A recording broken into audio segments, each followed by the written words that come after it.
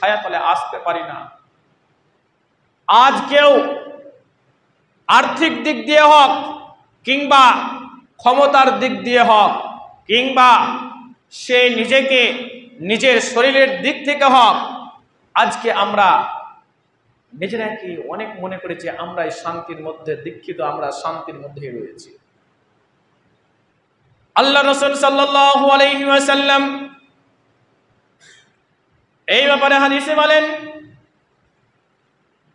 হযরত আবু হুরায়রা রাদিয়াল্লাহু তাআলা আনহু তিনি বর্ণনা করেন, বিশ্বনবী মুহাম্মদুর রাসূলুল্লাহ সাল্লাল্লাহু আলাইহি ওয়াসাল্লাম বলেছেন, ইন্নাল্লাহা লা ইয়ানজুরু ইলা সুওয়ারিকুম ওয়া আমওয়ালিকুম ওয়ালাকিন ইয়ানজুরু ইলা কুলুবিকুম ওয়া আমালিকুম।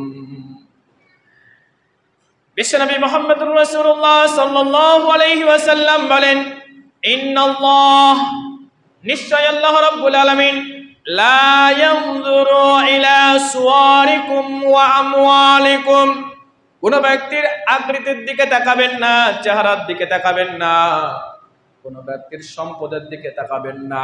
ওয়ালাকিন আল্লাহ রাসূল সাল্লাল্লাহু আলাইহি ওয়াসাল্লাম বলেন, ওয়ালাকিন বরঞ্চ আল্লাহ রাব্বুল আলামিন ওয়ালাকিন ইয়ানজুরু তাকাবেন ইলা কুলুবিকুম মানুষের অন্তরের দিকে, ওয়া আমালুকুম এবং মানুষ কি দুনিয়ার বুকে আমল করেছে সেই দিকে।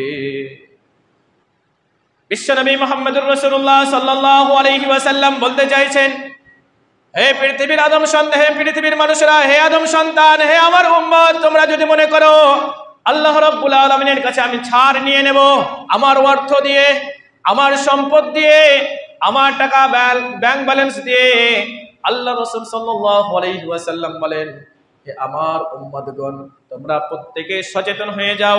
আল্লাহ রাব্বুল আলামিন কাল কিয়ামতের দিন তোমার অর্থের দিকে তাকাবে না, তোমার সম্পদের দিকে তাকাবে না, তোমার আকৃতির দিকে তাকাবে না, তোমার চেহারার দিকে তাকাবে না, কেবল আল্লাহ রাব্বুল আলামিন কাল কিয়ামতের দিকে তাকাবেন, সেটা হচ্ছে তোমার অন্তর এবং তুমি দুনিয়ার বুকে কি আমল করেছো, কি আমল করেছো। আজ তো আমরা আমল করি কি? আমাদের জীবনের যে আমল, যেটা আমার সঙ্গে সাথী হয়ে যাবে আমার মৃত্যুর পরে। কেউ বলতে পারেন যে আমি 100, 150, 200 বছর বাঁচবো, কেউ বলতে পারেন মুসা আলাইহিস সালাম এর যুগে যেমন মানুষ 500 বছর বেঁচে ছিল, বলতে পারেন হযরত আদম আলাইহিস সালাম 1000 বছর বেঁচে ছিলেন। আপনি ওই সময় পেয়েছে, আপনি অতটুকু টাইম পাবেন? তবুও তারা বলেছিল 500 বছর বেঁচে ছিল, তারপরে একজন যুবক মৃত্যুবরণ করে। মুসা আলাইহিস সালাম এর যুগে, যে মুসা আলাইহিস সালাম এর সময়ে একটা মহিলা কাঁদতে কাঁদতে কাঁদতে দিয়ে অতিক্রম করেছে মুসা আলাইহিস সালাম এর আগমন দিয়ে, আগাদিক দিয়ে। মুসা আলাইহিস সালাম জিজ্ঞেস করছেন, হে মা, তুমি কাঁদছো কেন? সেই মা বলে বললেন, হে মুসা, আমার একটি কোলের শিশু, দুধের শিশু 500 বছরের মারা গিয়েছে, এই জন্যই আমি কাঁদতে কাঁদতে যাচ্ছি, কারণ আমার শিশুটা মারা গিয়েছে, আমার দুধের বাচ্চাটা মারা গিয়েছে গো মুসা, এই জন্যই আমি কাঁদতে কাঁদতে চলে যাচ্ছি। আজকেও তো সেই ততটুকু সময় পাবেন না। আল্লাহ রাব্বুল আলামিনের রাসূল বলছেন, দুনিয়ার বুকে সঠিক আমল করো, তোমার বয়স, তোমার পৃথিবীতে বেঁচে থাকার কয়েকটা মুহূর্ত সময় রয়েছে, হয়তো খুব যত তুমি বাঁচতে পারো।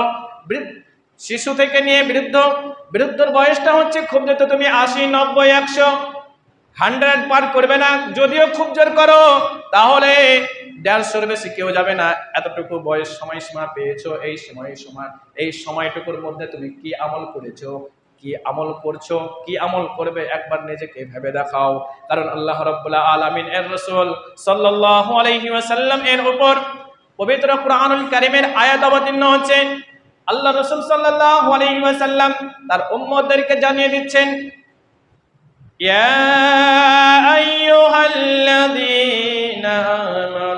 আমানুত্তাকুল্লাহ ওয়াল তানজুর নাফসুম মা কদ্দামাত লিগাদ ওয়াত্তাকুল্লাহ ইন্নাল্লাহা খাবীরুম বিমা তা'মালুন।